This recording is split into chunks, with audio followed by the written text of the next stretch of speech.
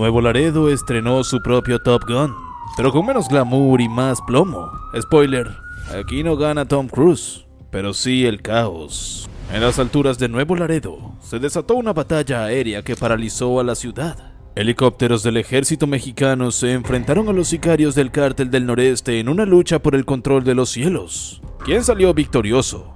¿Qué secretos se esconden detrás de este enfrentamiento? 3 helicópteros surcaban la ciudad, disparando ráfagas de fuego contra las fuerzas federales. Mientras en tierra, el caos se desataba con bloqueos y enfrentamientos. Todo comenzó con la captura de El Ricky, el temido líder de los Chukis, pero nadie imaginó que su detención desataría una ofensiva sin precedentes.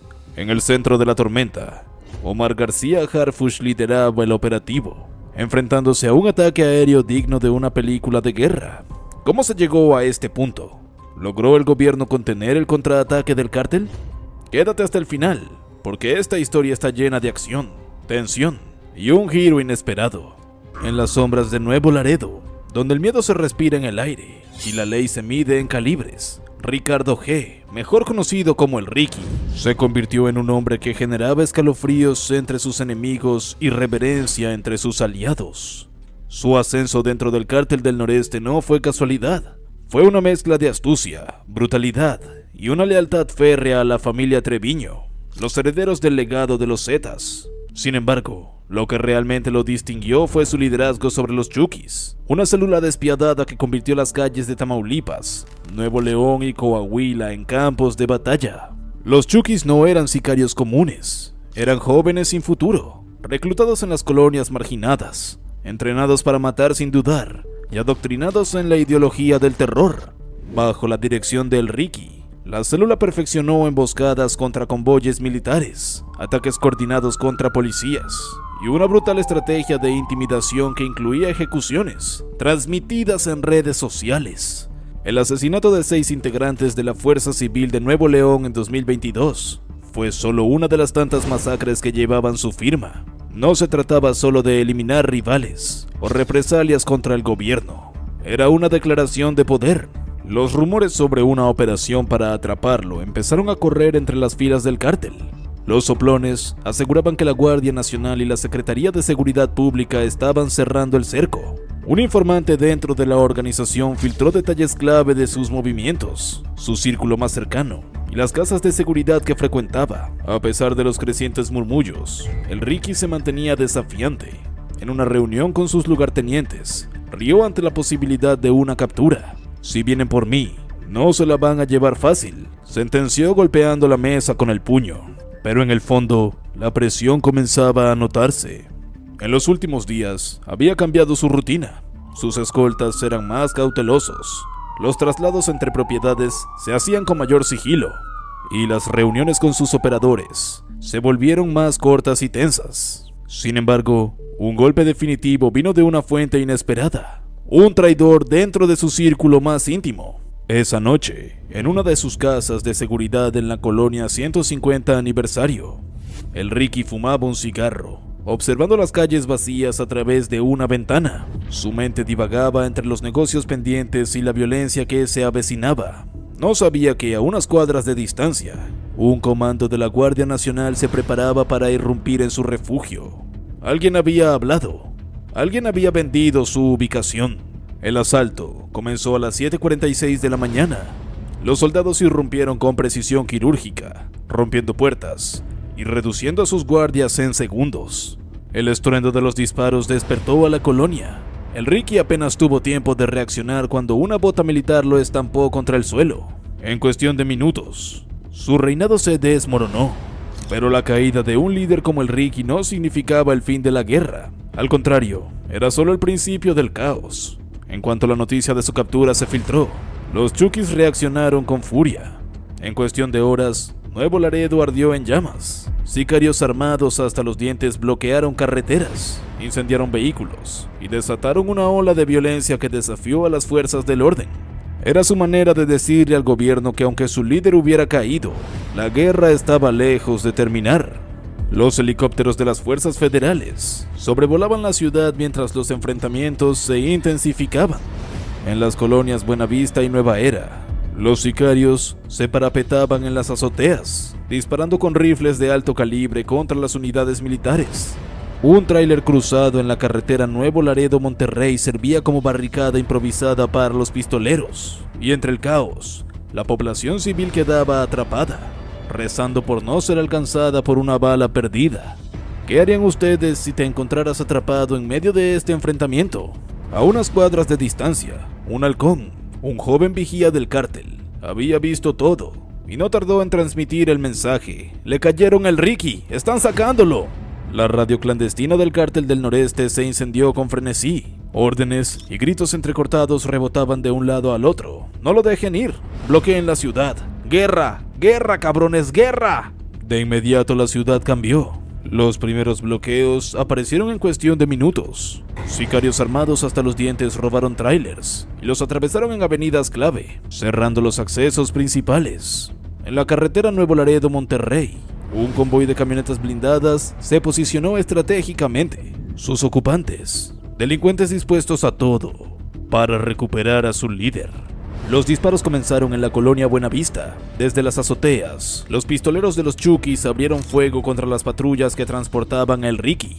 Balas de alto calibre perforaban las carrocerías, mientras los agentes intentaban repeler el ataque. ¡Nos están emboscando! ¡Nos están emboscando!, gritó un oficial por la radio, mientras una ráfaga de AK-47 reventaba el parabrisas de su unidad.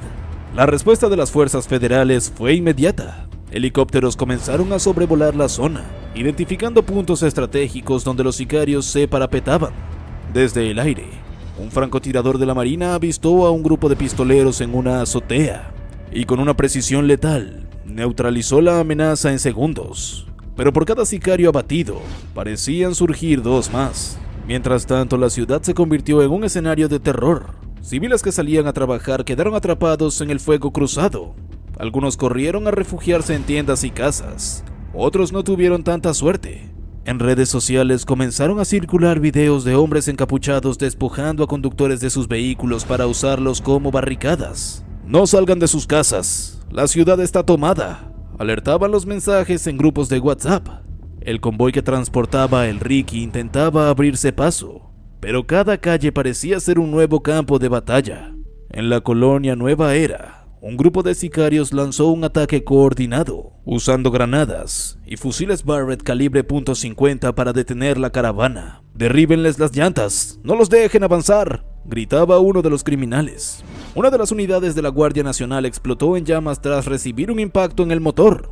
La noticia de la detención de El Ricky llegó hasta los altos mandos del cártel del noreste. En las sombras, los jefes de la organización evaluaban sus próximos movimientos: recuperarlo a cualquier costo, o sacrificarlo y reestructurar la organización. Mientras tanto, los Chukis, sin un líder claro, comenzaban a dividirse en facciones enfrentadas por el control de la célula. Las horas siguientes fueron decisivas. El gobierno federal no podía permitirse perder el control de la ciudad. Refuerzos militares llegaron para sofocar los disturbios, pero la lucha estaba lejos de terminar. Nuevo Laredo se había convertido en un campo de batalla, y mientras el Ricky era trasladado a una prisión de máxima seguridad, el eco de su legado resonaba en las calles. Su captura había dejado un vacío de poder que solo la sangre podría llenar. En medio de la crisis, la noticia llegó a la Ciudad de México. Omar García Harfuch, secretario de Seguridad y Protección Ciudadana, recibió el informe en tiempo real. «No podemos permitir que se nos escape de las manos», dijo, antes de autorizar el uso de toda la fuerza disponible. En menos de una hora, refuerzos militares llegaban a la ciudad, preparados para recuperar el control. Pero los Chukis no estaban dispuestos a rendirse. En un último intento por rescatar a su líder, un grupo de sicarios lanzó un ataque desesperado en la salida de la ciudad. Armados con lanzacohetes y ametralladoras montadas en camionetas, bloquearon el camino del convoy de la Guardia Nacional. «¡Aquí los detenemos, carajo!». El enfrentamiento fue brutal. Explosiones sacudieron la carretera, mientras los soldados resistían el embate con todo su arsenal. Finalmente la balanza se inclinó. Con el apoyo aéreo y terrestre, las fuerzas federales lograron romper el cerco y continuar su marcha. El Ricky era trasladado a una base militar fuera del estado. La misión estaba cumplida, pero la guerra estaba lejos de terminar. En las calles de Nuevo Laredo, Los bloqueos ardían y el sonido de las sirenas se mezclaba con el eco de los disparos. La ciudad había sido tomada por el caos, y aunque el Ricky estaba tras las rejas, su sombra aún pesaba sobre la frontera. Los Chukis habían jurado venganza, y lo peor estaba por venir. Sicarios de los Chukis, furiosos por la caída de su líder, se movilizaron con rapidez y brutalidad. Sus órdenes eran claras: ¡que la ciudad arda! Apenas unas horas después del arresto, los primeros bloqueos aparecieron en las principales arterias. En la colonia Buenavista, un comando de pistoleros interceptó un tráiler de carga, obligando al conductor a bajar a punta de rifle. Sin mediar palabra, prendieron fuego al vehículo y lo atravesaron en plena avenida. A lo largo de la ciudad la escena se repetía.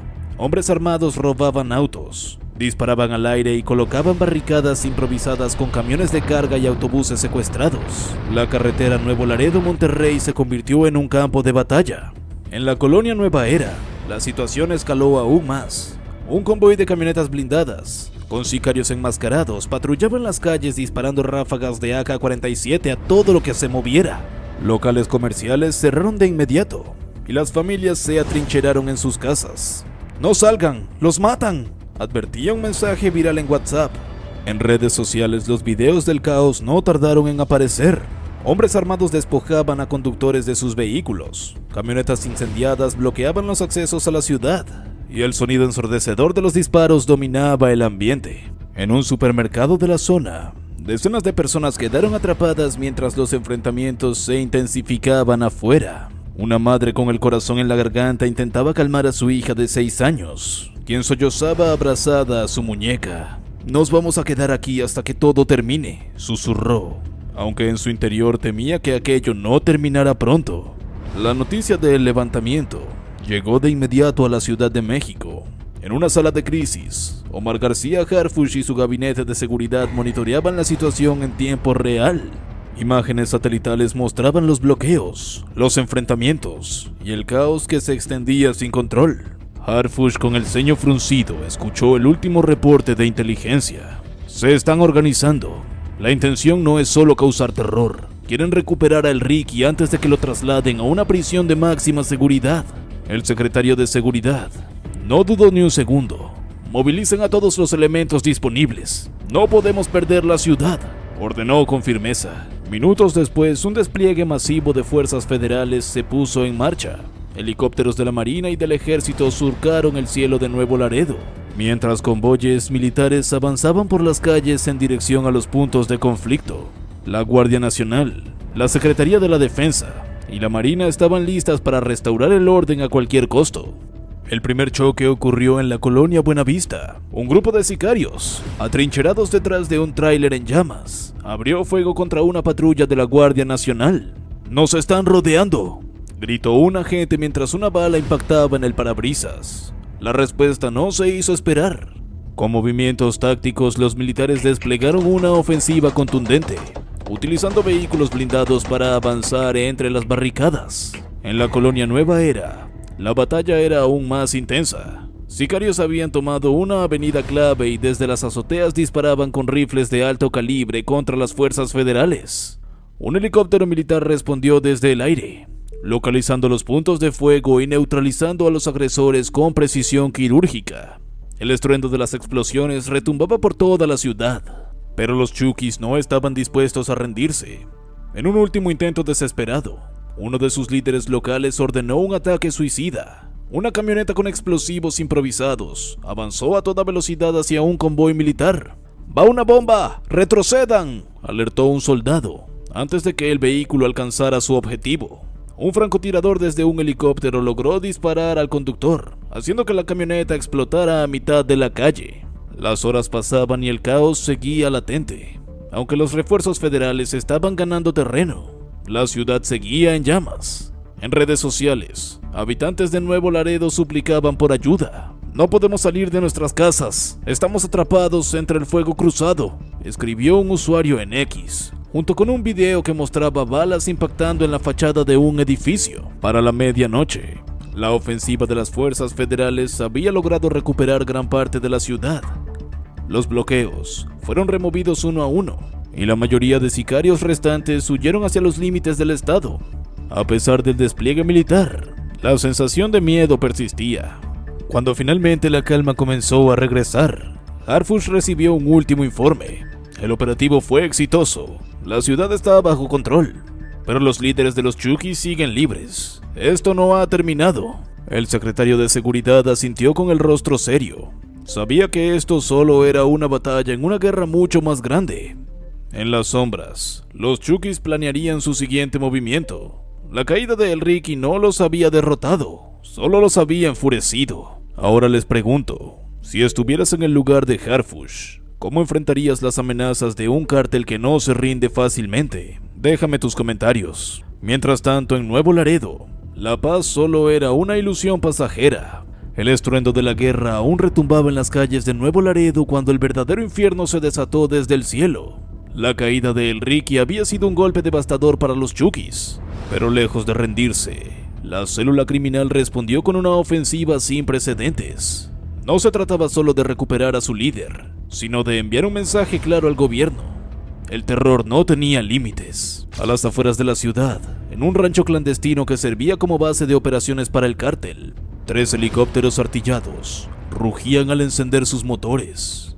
Eran aeronaves civiles modificadas con blindaje improvisado y ametralladoras calibre .50 montadas en los costados. Un comando de sicarios, vestidos con equipo táctico, abordó con rapidez. Sus rostros estaban cubiertos con pasamontañas y sus manos aferraban los fusiles con rabia. «Vamos por Elric, si no lo sacamos, hacemos que la ciudad arda», ordenó su líder antes de que las hélices comenzaran a girar con furia. Las aeronaves despegaron, elevándose sobre la frontera con una misión suicida. Su primer objetivo era interceptar el convoy que trasladaba a su jefe a una base militar, pero el gobierno ya estaba preparado. Desde la torre de control de una unidad militar a las afueras de Nuevo Laredo, los radares detectaron las 3 aeronaves aproximándose a alta velocidad. En cuestión de segundos, las alarmas se encendieron y el gabinete de seguridad entró en acción. «Confirmado, helicópteros sin identificación dirigiéndose al convoy, son hostiles», informó un operador. Omar García Harfush, con el semblante de acero, tomó la decisión sin dudar. «Despleguemos las aeronaves, que no lleguen a su objetivo». Minutos después, 2 helicópteros militares despegaron de una base cercana, listos para interceptar a los atacantes. La cacería había comenzado.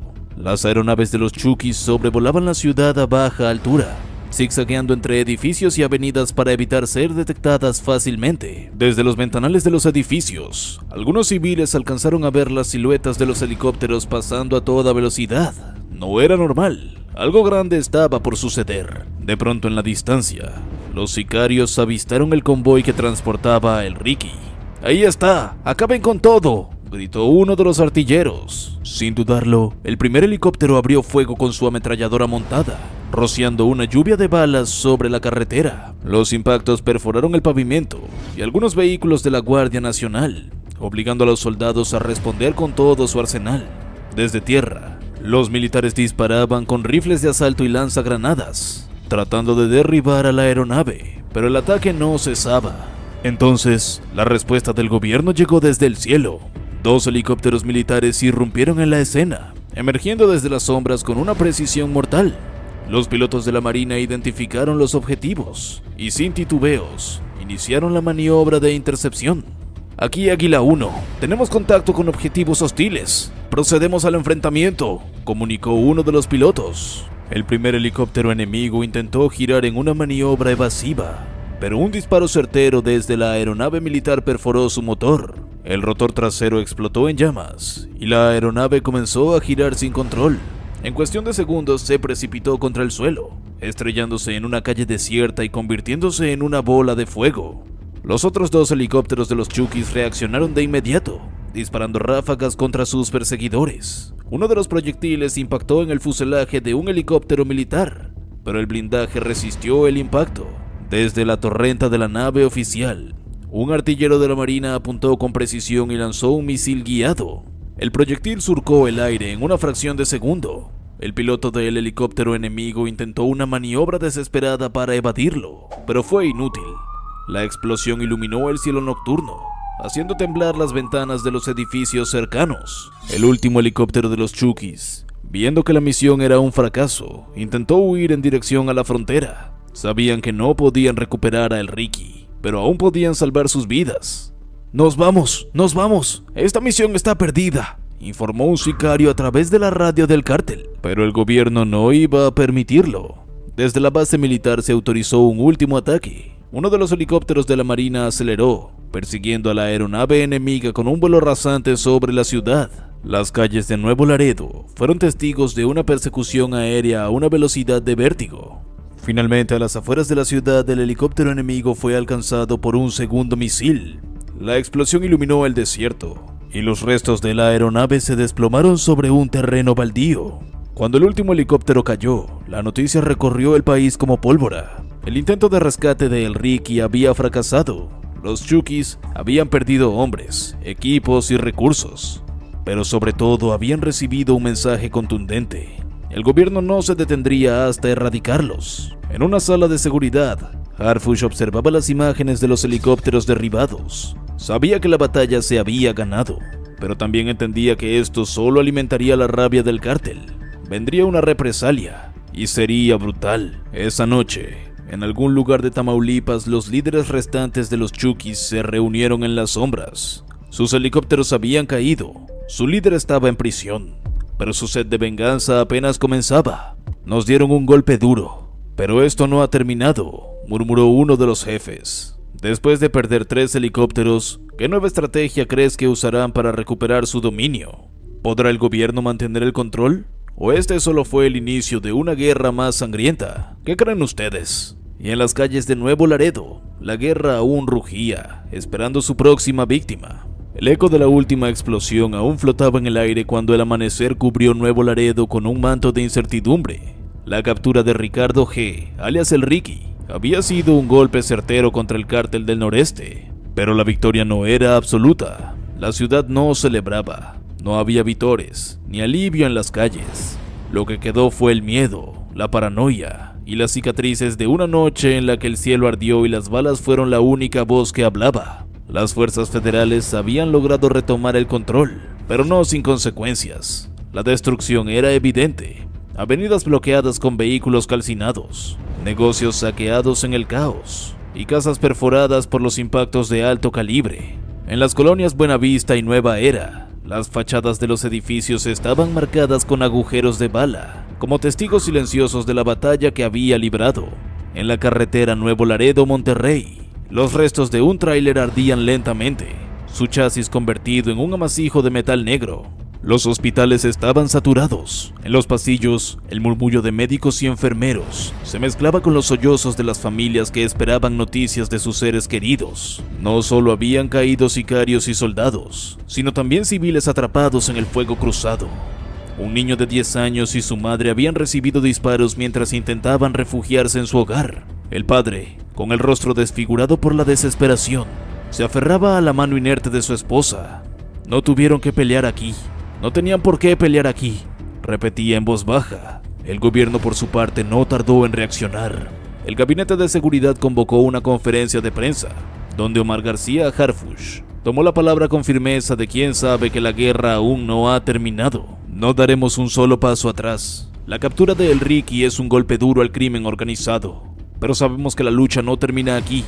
Reforzaremos la seguridad en toda la región y seguiremos persiguiendo a los responsables de esta ola de violencia. Las palabras resonaron con fuerza en la televisión nacional, pero en las calles de Nuevo Laredo, la gente no se dejaba engañar tan fácilmente. La violencia nunca se va, solo cambia de rostro. Mientras el gobierno desplegaba más elementos militares en la ciudad, en las sombras corrían otros rumores. Los Chukis no iban a quedarse de brazos cruzados. A pesar de la pérdida de su líder y la caída de sus helicópteros, su estructura seguía intacta, o al menos en parte. En bares clandestinos, en los callejones de las colonias más peligrosas, los susurros hablaban de represalias inminentes. Dicen que van a atacar una base militar en venganza. No, cabrón, lo que yo escuché es que van a levantar a varios policías y los van a colgar en los puentes. No se van a quedar así. El Ricky tenía muchos aliados. Esto no ha terminado. Las especulaciones crecían con cada hora que pasaba. La gente dejó de salir después del atardecer. Las tiendas cerraban antes de lo habitual y las carreteras estaban desiertas al caer la noche. Los taxistas hablaban en voz baja sobre comandos que seguían patrullando las calles en busca de traidores o informantes. Nadie confiaba en nadie. En una casa de seguridad oculta entre las brechas polvorientas del estado, los cabecillas restantes de los Chukis se reunieron. Habían perdido un jefe, pero no el control. En la penumbra, el líder interino, un hombre de mirada fría y cicatrices que contaban su historia, observó a su gente con seriedad. Nos dieron un golpe duro, pero esto no ha terminado. Se escuchó un silencio. Luego, asentimientos, miradas cargadas de odio, susurros de venganza. La guerra seguiría. Días después, la tensión no había disminuido. La captura de El Ricky había marcado un punto de quiebra en la historia del crimen organizado en la región, pero su legado aún se sentía en las calles. Los negocios que pagaban cuota al cártel ahora se preguntaban a quién debían rendir tributo.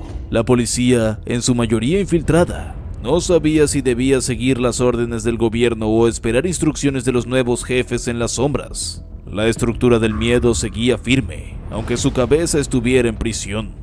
En la prisión federal donde ahora se encontraba El Ricky, el capo sonrió cuando vio las noticias en la televisión. Sabía que su organización no lo abandonaría tan fácilmente. Sabía que en las calles de Nuevo Laredo, su nombre aún tenía peso, que su gente seguiría luchando en su nombre. Se reclinó en la litera de su celda, cerró los ojos y murmuró para sí mismo: no han visto nada todavía. Y en las calles, en las carreteras, en los callejones donde la muerte acechaba en cada esquina, su nombre seguía siendo susurrado con respeto y temor, porque el crimen nunca muere, solo se transforma. La batalla en Nuevo Laredo fue solo una muestra del nivel de poder y violencia que los cárteles están dispuestos a ejercer. Harfush y las fuerzas federales lograron repeler el ataque de los Chukis, pero la pregunta sigue en el aire: ¿realmente se ha debilitado el cártel? ¿O esto solo desató una guerra aún más peligrosa? La captura de El Ricky fue un golpe duro, pero la venganza puede estar en camino. ¿Qué opinas? ¿Crees que el gobierno podrá mantener el control? ¿O veremos una escalada aún mayor de violencia? El lunes comenzó como cualquier otro en Nuevo Laredo. A las 4 a.m., la ciudad aún dormía, con solo algunos camioneros en la carretera y panaderos preparando el primer lote del día. Pero la calma solo era una ilusión. A las 4:14 a.m., todo cambió. Primero fueron los reportes en redes sociales. Camiones atravesados en avenidas, disparos en distintas colonias, pánico en las calles. Luego, las primeras explosiones rompieron el silencio. En una casa discreta de la colonia 150 aniversario, Ricardo González Sauceda, alias El Ricky, dormía profundamente. Afuera, un grupo de élite del ejército mexicano y la Guardia Nacional se preparaba para irrumpir. Sabían que tenían pocos minutos antes de que la ciudad se incendiara.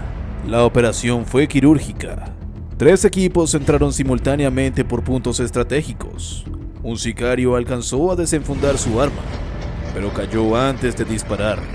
En cuestión de minutos, El Ricky estaba sometido, esposado y con la mirada de un hombre que entendía que su mundo se había derrumbado.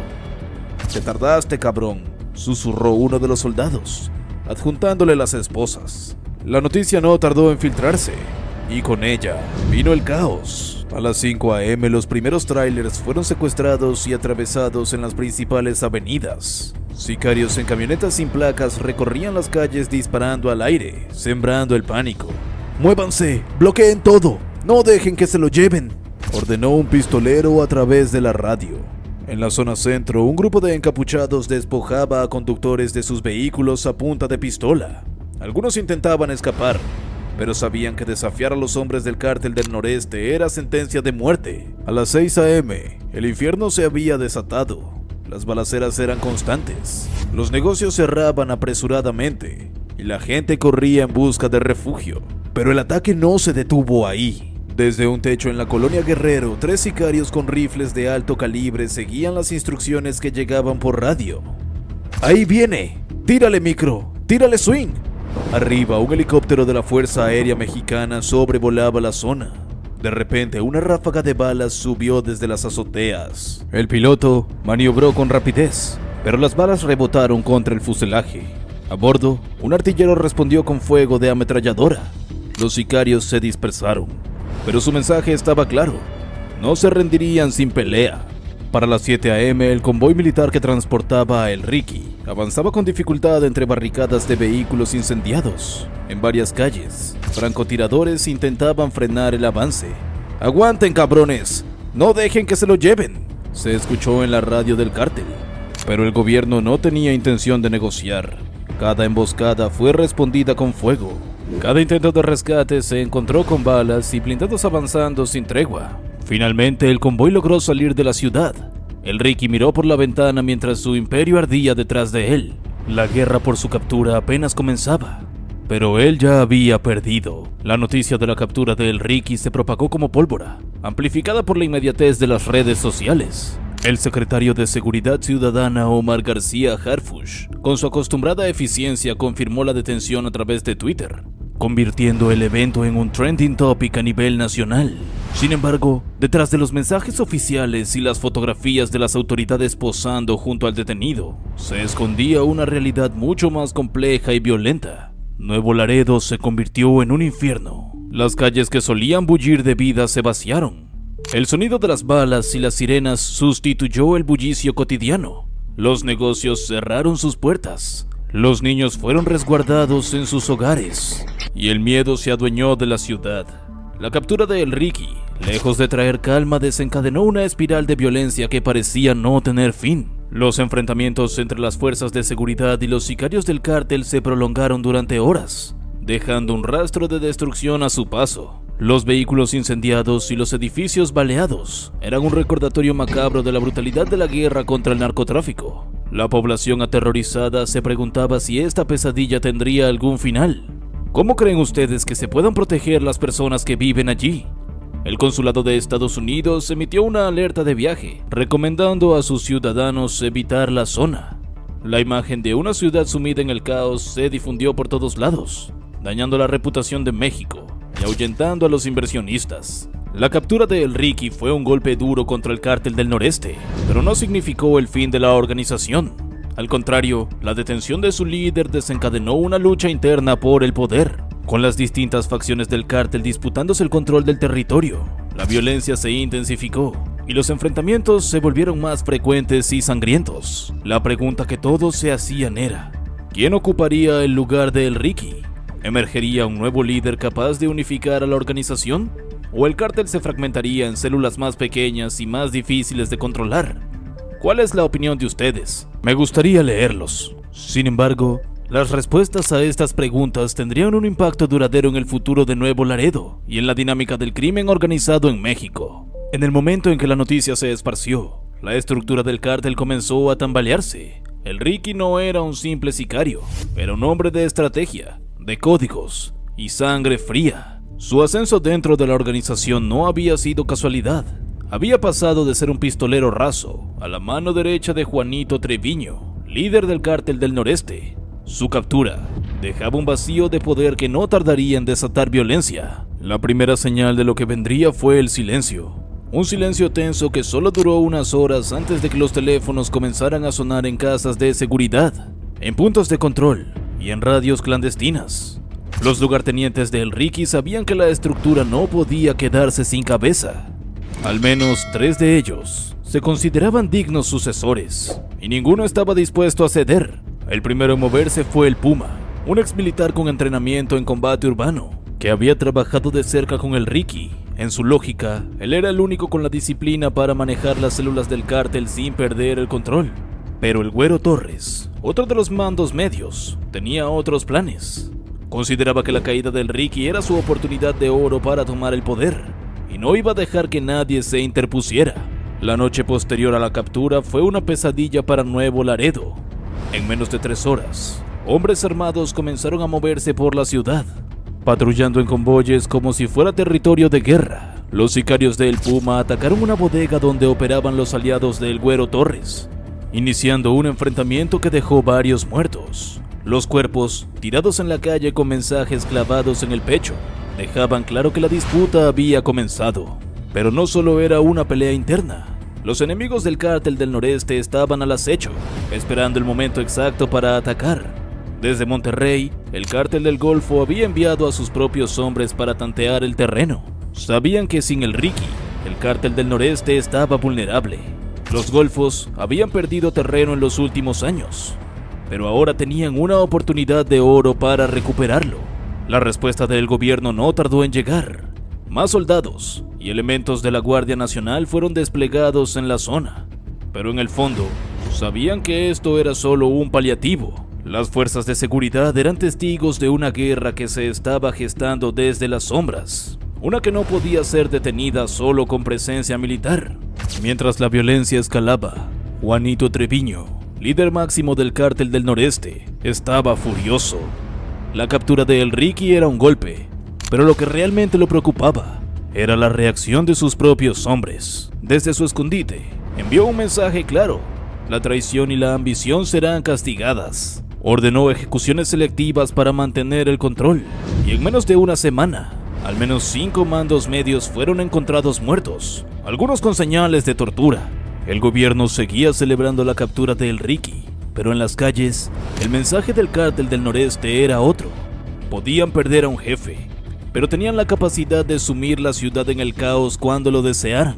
En los días siguientes, más balaceras, más bloqueos y más ataques contra las fuerzas del orden dejaron claro que la guerra no había terminado, solo estaba cambiando de manos. Es que en el narcotráfico, cuando una cabeza cae, siempre hay otra lista para ocupar su lugar.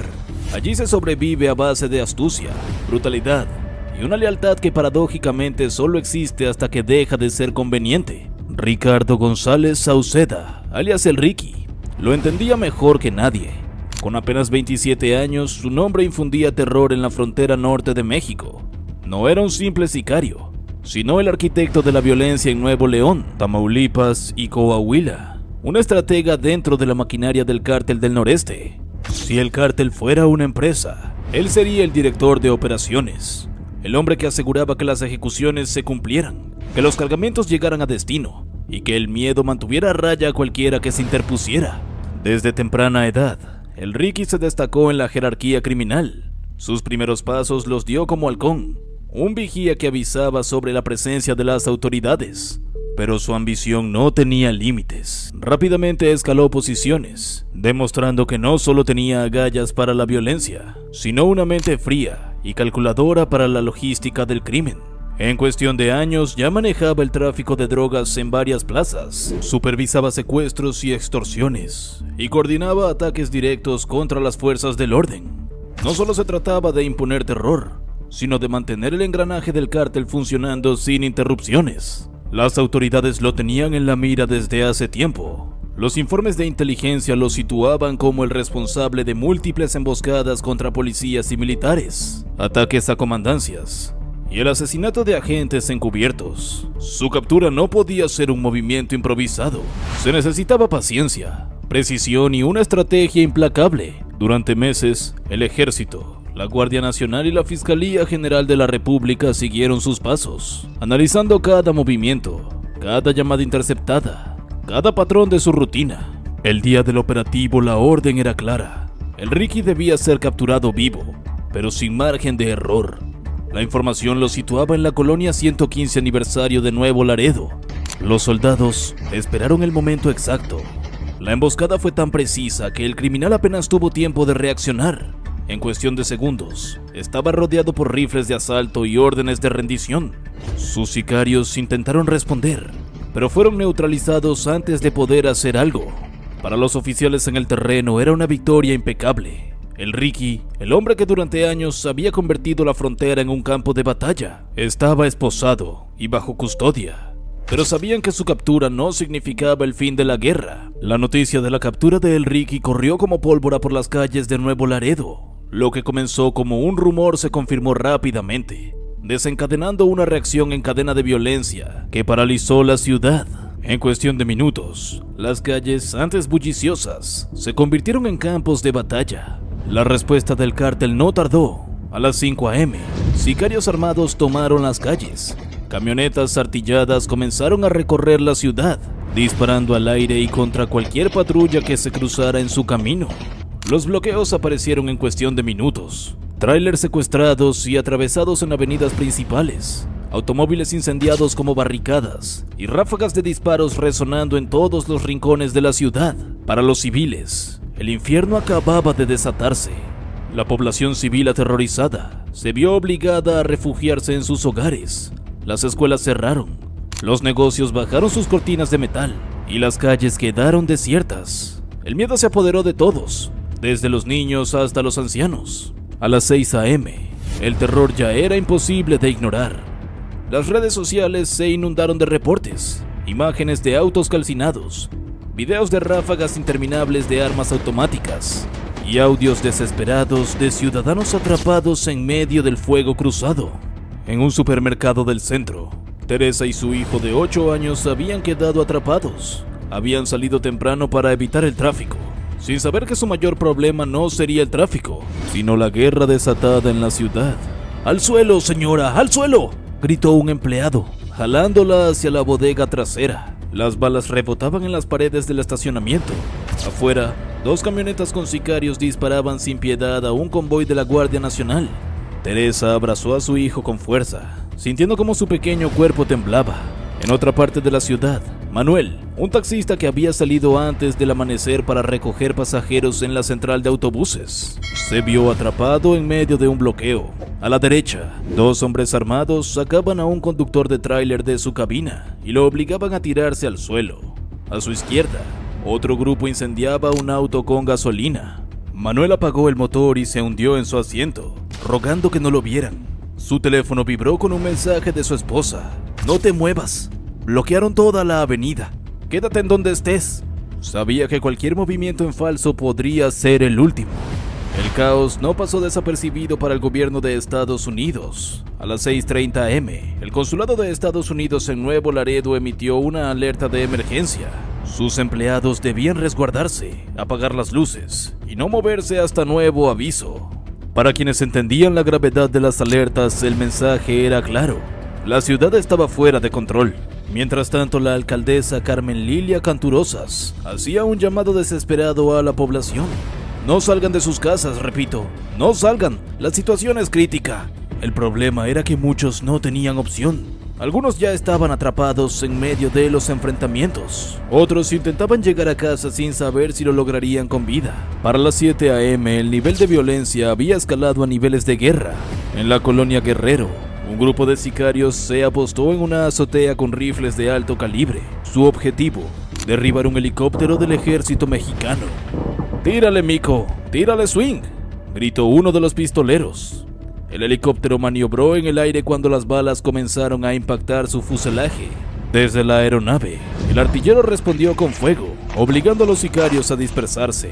Pero la escena ya se había convertido en un símbolo del caos. Un grupo criminal atacando una aeronave militar como si estuvieran en un videojuego, pero con balas reales. A las 8 a.m. las fuerzas federales comenzaron su contraataque.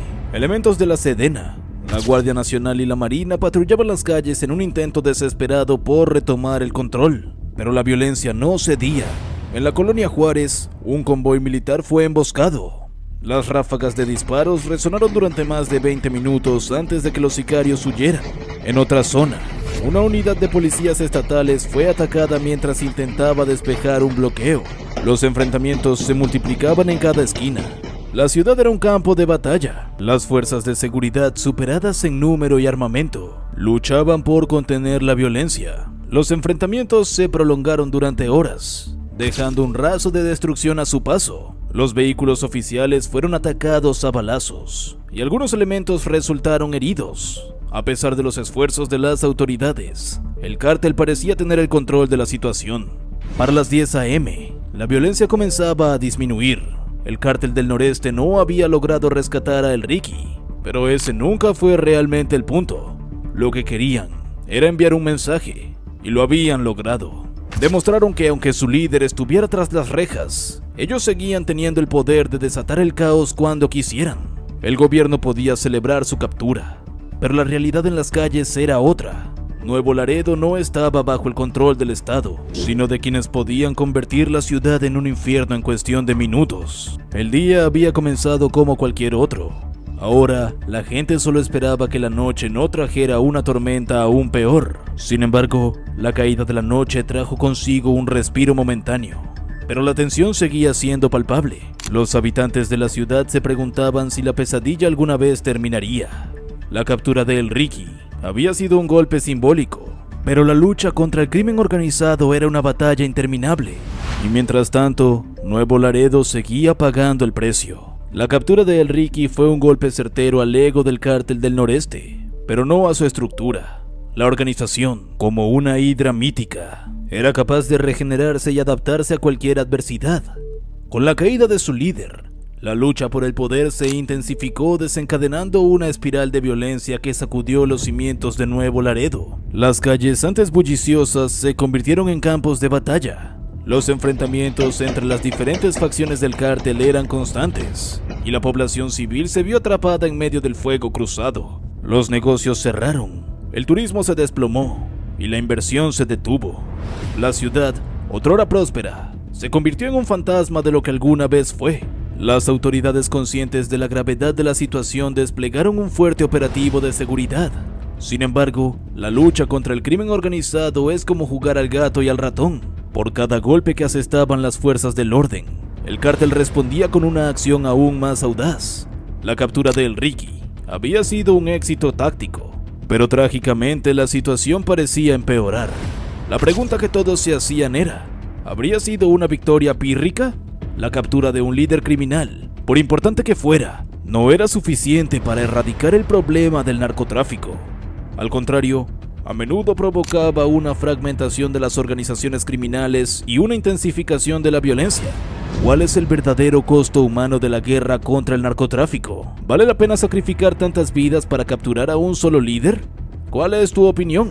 La historia del narcotráfico en México está plagada de ejemplos de líderes caídos que fueron rápidamente reemplazados. Cada vez que un capo es capturado o asesinado, surgen nuevos aspirantes al poder, dispuestos a hacer cualquier cosa para controlar el lucrativo negocio de la droga. La lucha por el control de las plazas es una constante en este juego macabro. La captura de El Ricky no fue la excepción. A pesar de los esfuerzos de las autoridades, el Cártel del Noreste demostró una sorprendente capacidad de resiliencia. La organización se reorganizó rápidamente, nombrando a un nuevo líder y reforzando sus estructuras. La violencia continuó y la ciudad de Nuevo Laredo siguió siendo un escenario de guerra. Esta captura fue un golpe certero al ego del Cártel del Noreste, pero no a su estructura. La organización era capaz de regenerarse y adaptarse a cualquier adversidad. Sin embargo, la ausencia de un líder tan carismático y violento dejó un vacío de poder que rápidamente fue llenado por ambiciones encontradas. Las semanas posteriores a la detención fueron un caos. Las facciones internas del cártel, antes unidas bajo la sombra de El Ricky, comenzaron a disputarse el control del territorio.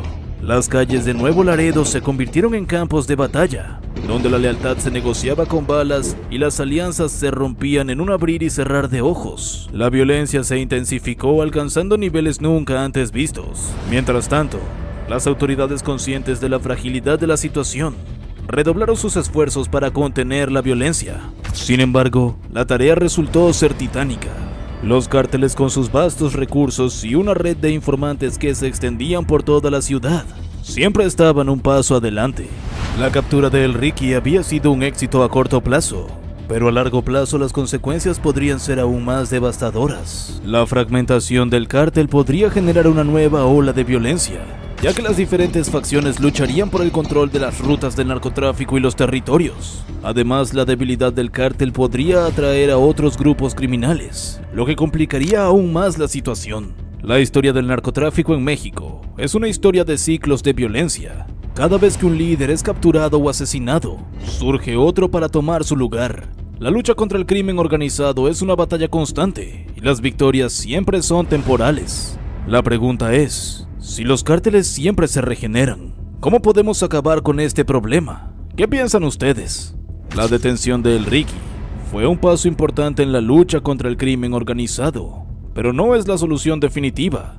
Para erradicar la violencia, es necesario abordar las causas profundas del problema, como la pobreza, la desigualdad y la corrupción.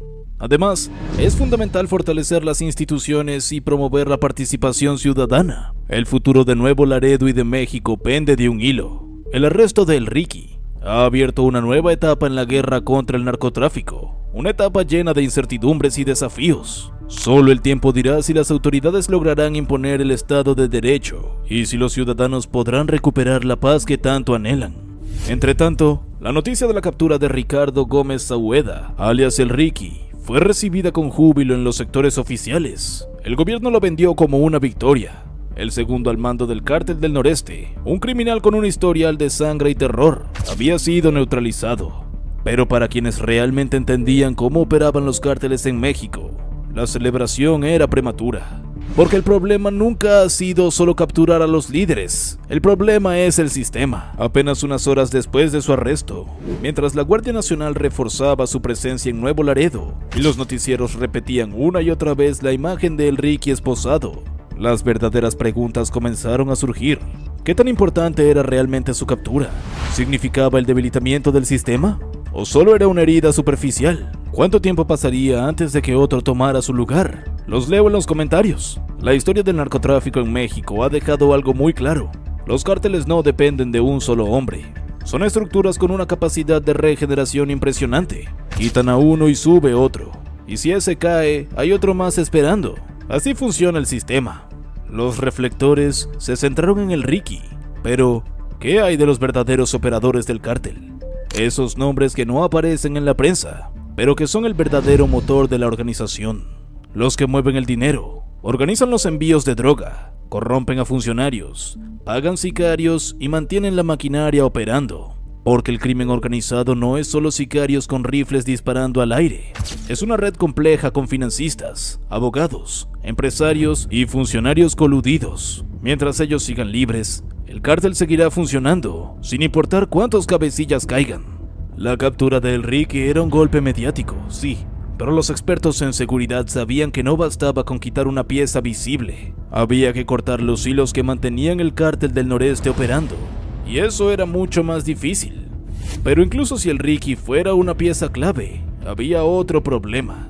Las cárceles en México no siempre son el fin para los grandes capos. Las prisiones han sido testigos de cómo criminales siguen operando desde el interior, coordinando ataques, tráfico de drogas y extorsiones con total impunidad.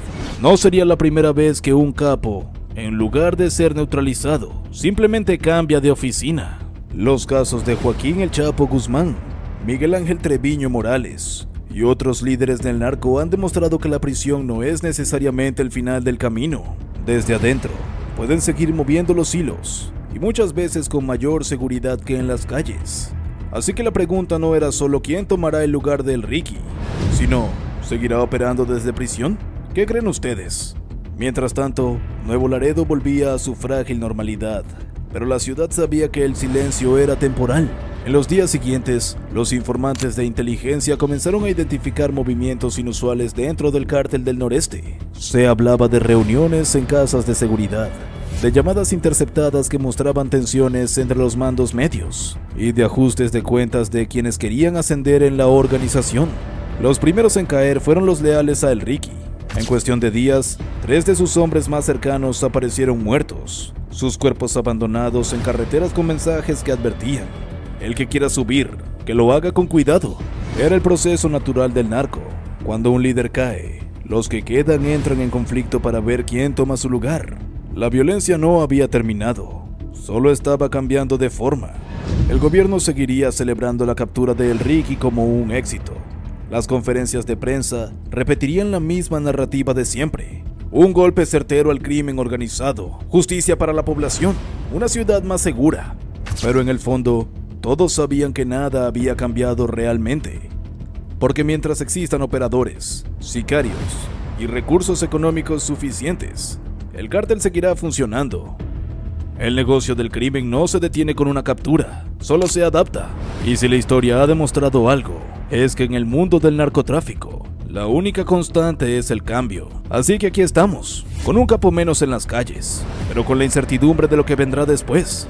Porque si hay algo seguro, es que el crimen organizado no descansa. La captura de El Ricky es sin duda alguna un golpe importante contra el Cártel del Noreste. Pero la gran pregunta sigue en el aire. ¿Esto realmente debilitará al cártel? ¿O solo provocará una reestructuración más violenta? Como hemos visto en el pasado, cuando un líder cae, otro siempre está listo para tomar su lugar. Y Nuevo Laredo ya ha sentido el impacto de esta guerra sin fin. ¿Qué opinas tú? ¿Crees que la captura de El Ricky marcará un cambio real en la lucha contra el crimen organizado? ¿O solo es cuestión de tiempo para que el caos regrese?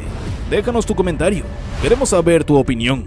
Si te gustó este vídeo, dale like y suscríbete para más contenido sobre temas de actualidad. Activa la campanita y nos vemos en el próximo vídeo. ¡Hasta la próxima!